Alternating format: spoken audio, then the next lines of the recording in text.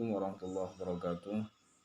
Eh, di kesempatan video kali ini kami akan membahas terkait dengan rijalul hadis. Yang pertama terkait dengan pengertian siapa sih rijalul hadis itu. Secara bahasa ada dua kata, yaitu rijal dan al hadis. Rijal ini bentuk jamak atau bentuk plural yang artinya bisa diambil dari kata rojulun, yang artinya adalah orang laki-laki. Secara istilah, rijal digunakan untuk mengistilahkan orang yang menerima hadis dari seseorang dan menyampaikan hadis yang telah diterimanya kepada orang lain. Maka ketika digabung rijalul hadis, maka orang yang meriwayatkan hadis, kurang lebihnya seperti itu. Oke, selanjutnya adalah kita bahas terkait dengan syarat-syarat seorang rijalul hadis. Seorang yang menyampaikan hadis bisa dipercaya dan dibenarkan riwayatnya benar-benar dari Nabi Muhammad SAW dan sambung. Itu ada beberapa syarat yang harus dipenuhi. Pertama yaitu adalah memiliki sifat adil, dalam artian orang yang adalah orang yang adil itu adalah dalam konteks ini orang bisa dikatakan adil harus memenuhi beberapa syarat, yaitu pertama muslim, dia Islam. Kalau ada orang yang meriwayatkan hadis walaupun dia siqah, hafalannya kuat, pencatatannya baik, maka karena dia tidak Islam, maka juga tidak memenuhi syarat sebagai seorang yang adil. Yang nomor dua, syarat adil adalah balik, artinya sudah bukan seorang anak-anak atau sudah mumayyiz, yaitu sudah mampu membedakan mana yang hak dan mana yang batil, mana yang halal, mana yang haram. Yang selanjutnya adalah berakal sehat.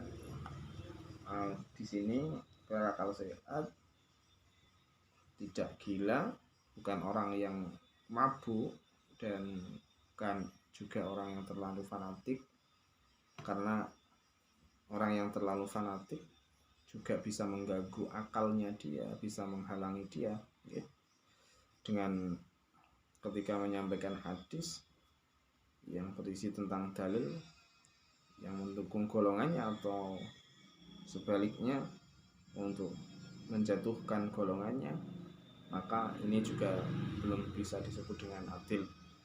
Yang syarat keempat adalah tidak fasik, artinya dia tidak pernah melakukan dosa besar atau melakukan dosa kecil yang dilakukan secara masif.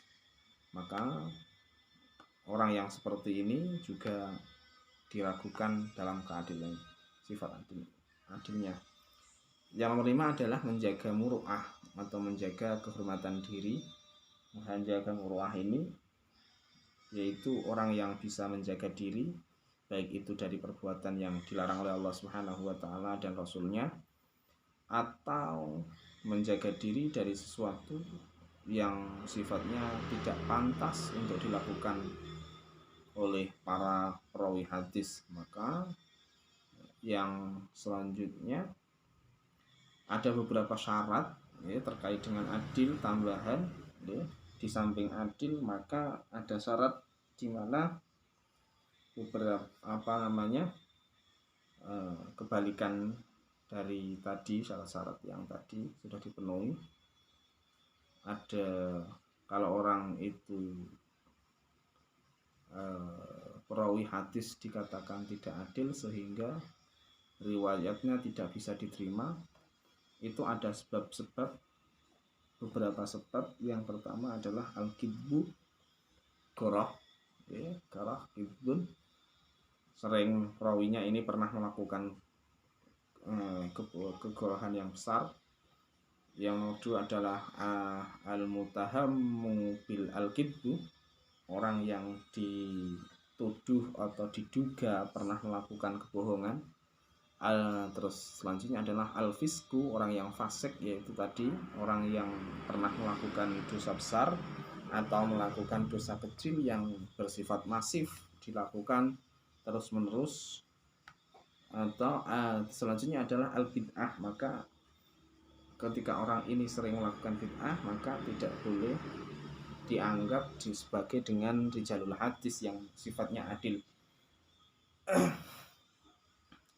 Maksudnya al-bid'ah itu orang yang pernah melakukan hal-hal di mana di luar koridor yang setelah ditetapkan oleh syariat, yaitu Al-Quran dan hadis, ibadah-ibadah tambahan atau ibadah-ibadah baru buatannya sendiri, ya, tanpa dicontohkan oleh Nabi Muhammad SAW.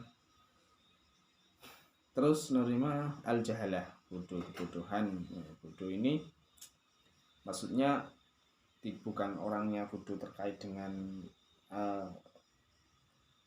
materi dan sebagainya, tapi bodoh, masa bodoh, atau bisa disebut dengan masa bodoh, tidak pernah melihat perawinya ini siapa atau siapa, dia gurunya siapa, tidak pernah diperhatikan apakah orang ini termasuk orang yang fasik atau hafalannya kurang kuat. Dia masa bodoh, pokoknya ketika diberitahu ya udah diterima aja, itu namanya masa bodoh. Dan itu riwayatnya juga belum bisa dianggap sebagai seorang rijalul hadis yang syarat-syarat itu yang syarat pertama yaitu adil. Selanjutnya adalah dobit, bersifat dobit. Dobit ada dua, dobit kitabi dan dobit al-hifdi. Dobit kitabi ini orang yang bisa mencatat dengan baik hadis-hadis, baik matan ataupun rawinya, dan menyimpannya dengan baik. Yang kedua adalah dobit al-hifdi, maksudnya hafalannya ini sangat kuat dan bisa dipertanggungjawabkan.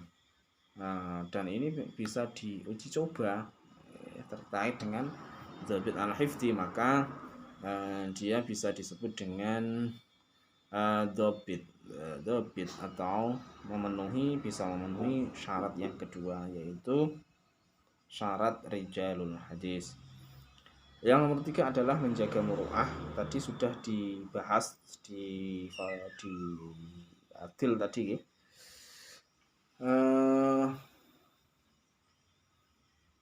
Ini berarti tadi yang sudah kita sebut, yaitu menjaga muru'ah, baik menjaga diri dari perkara yang dosa maupun sesuatu yang sifatnya tidak pantas. Nah, itu ada 3 syarat yang harus dipenuhi sebagai rijalul hadis. Yang selanjutnya adalah kita bahas terkait dengan gelar-gelar rijalul hadis. Yang pertama ada yang disebut dengan al-musnid, orang yang meriwayatkan hadis dengan sanadnya, baik ia mengetahui atau tidak. Al-musnid juga disebut dengan at-talib al-mubtadi. At-talib al-mubtadi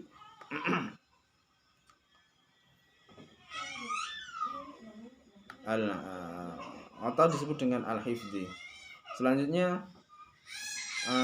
ada yang disebut dengan al-muhaddis, gelar yang antara lain untuk gelar ini ada beberapa pendapat, antara lain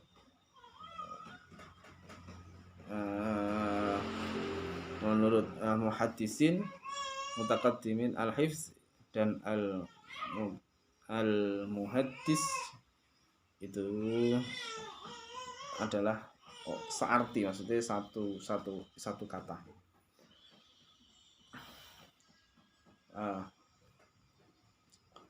Selanjutnya ada al-hujjah. Al-hujjah yaitu gelar keahlian bagi para imam yang sanggup menghafalkan 300.000 hadis. Al-hakim yaitu orang yang mengetahui seluruh hadis yang pernah diriwayatkan baik dari segi sanad maupun matan. Terus an-amir mu'min fil al-hadis, untuk gelar ini ada beberapa pendapat, antara lain julukan diberikan kepada orang yang populer pada masanya dalam bidang hafalan dan dirosah hadisnya. Tobaqoh selanjutnya adalah Tobaqoh rijalul al-hadis. Tobaqoh menurut bahasa ialah suatu kaum yang memiliki kesamaan dalam satu sifat, sedangkan menurut muhaddis ialah at-tobaqoh hiya al-qaum al-muta'arriduna idza tashabahu fi sinni fil isnad ayil akhdu anil masyayikh. Tobaqoh adalah suatu kaum yang hidup dalam satu masa dan memiliki keserupaan dalam umur dan sanad, yakni pengambilan hadis dari para guru, seperti halnya tarikh Tobaqoh. Jadi sejarah orang ini hidup bisa disebut Tobaqoh ketika terpautan antara umurnya dia dengan gurunya yang memberi hadis itu tidak terpaut jauh, atau secara akal bisa masuk akal, atau maksudnya gurunya atau dengan muridnya ini tidak terpaut jauh di masa itu.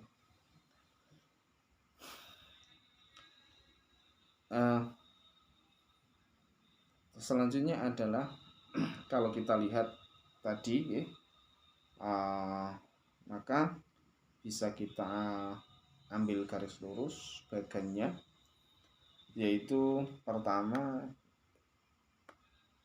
adalah Rasulullah SAW sebagai sumber Madinatul Ilmi, terus turun kepada sahabat Nabi, yaitu orang yang pernah bertemu dengan Nabi Muhammad SAW dan beriman.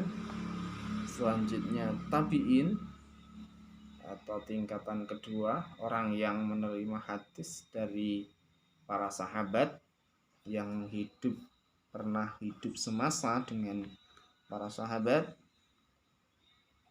dan beriman.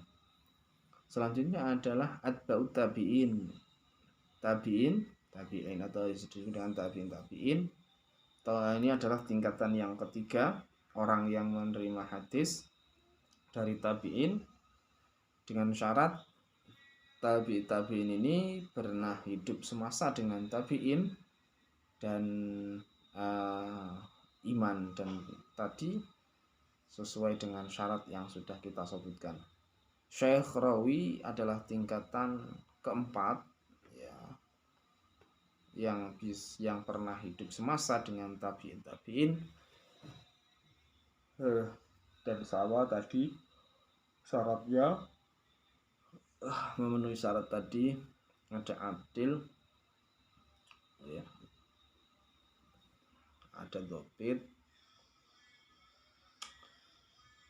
dan wirai atau menjaga kehormatan diri. Yang terakhir adalah rawi. Cukup sekian mungkin yang bisa kami sampaikan. Apabila ada kesalahan, mohon maaf yang sebesar-besarnya. Assalamualaikum warahmatullahi wabarakatuh.